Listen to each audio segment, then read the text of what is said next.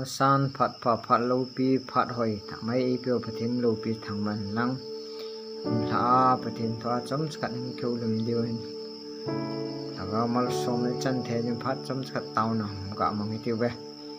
hallelujah men ka ki pa e pakai ni men ka thang we tu phat na hin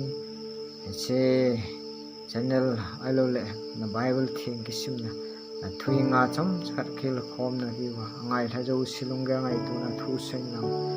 mal na so phat the ma lung ko hom na hon pia lagaw mal so mak chan nge the na diwa thu mal so ma phat the bo ding in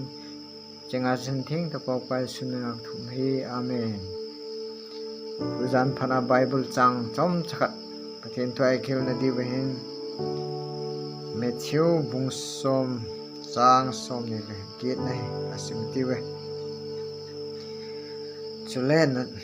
na ta sao thana lagaw that thailo ho chu ki che he un lagaw le ta sa akop ma damuna sumang thei ama bo chu ki chawin e bible thing simna pathin chan charin phat thei bo pi un lang so pi ul na u te ho tu lai nat na hileng ji a hi ita banga ilung khamuvem ole ita chu covid-19 vep tu hin na ta sa chu that thei nan te ai wangen so pi u ngau te ho na lagaw wang he tha thei lo di lagaw wang tha thei lo di ji a chu lagaw that thei lo ta sa that thei ho he ki cha lo di ai lo le ta hi chi ho zai ki sa lung gim lo di hi ta sam cha te ta sau sumang thei ho mai zai ki sa lung gim na lai diu ham alo li lung gel pi wa ta chu ngai tu na pum piu le lung gel pum piu pi jing jeng diu ham ta sam cha te chon di da ai pu ni hi ulanau tho gil ten gel lo han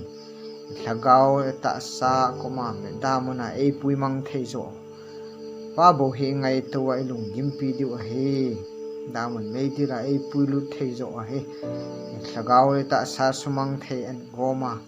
da mun jot na thei lam pi zo hi pel do wo di ti sei no mon nei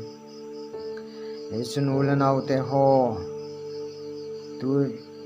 tu jan phan han gil ten gel hi te nitina he across ki punwa no zu yo ngai ni asam cha te hi wa he chun a thing cha he na se ya na so loi la gulin san nang no phat na cha na sei teng le nang ma nun cross ki put na lampi che hi hi ulanau tho je chun ne le don thin lo na zo sang thin ngai jin teng lem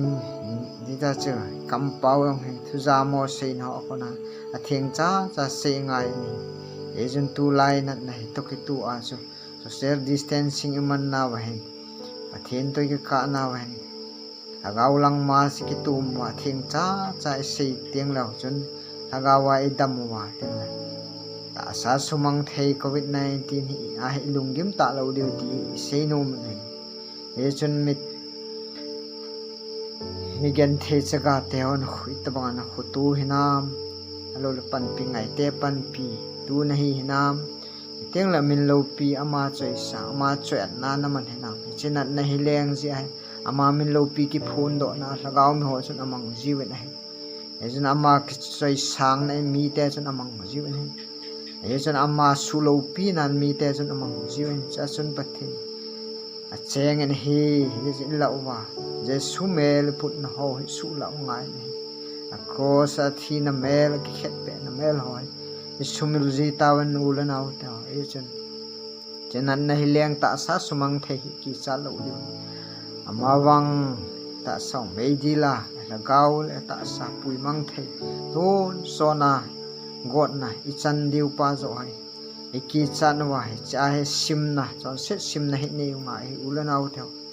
e china dinga chun nadam lai pathenin hai na hu e pi lai hoi i phun ral lo hin na thu pa he ita cho le gamai sunga pan pi ngai te pan pi wa mi dinga mal som na phat thei bu sang tu mi pa mi nu cha la naw na hi ngai hi hiu ngai ti teng chule agam le chon phat nai hol naw ai lo le ta cho lagaw su chat na ding lampi chu ito diu ngai ni lung ni na lung ni thu han na a hausa asu ken kineu sa na hausa ni nam teng chule lagaw dam de hi lagaw su chat na ding ngai tu diu nain sungami pa nang lagaw dam ai na nang ma adamai sa ki hu hing nang mi khat jong hu hing in pakai sun mo pun ei pi uhi nang ma ki sidam mi khat ong su dam ngai eng talen ei hop pi uhi su mil ni neu chule pathen chum sel mang kha diu chu thil te jan ta he e sun ulema seina hon vei pung ding in sum a pi na he e sun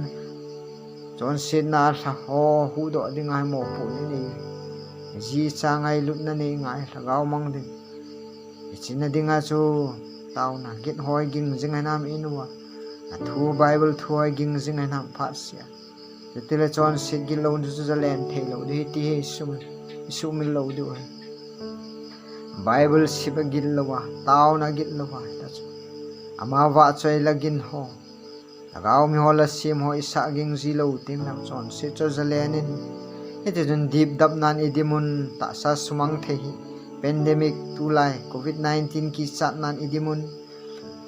sarkar dan lemul hoi ki thing in izu ni ewang ulanau te la se no pen chu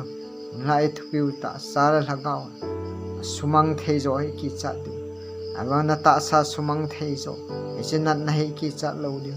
sinat na ji a iboi lo di isinat na ji a lagaw mi ho chun ama choi sang na ama su min lo pin athil bol the tha na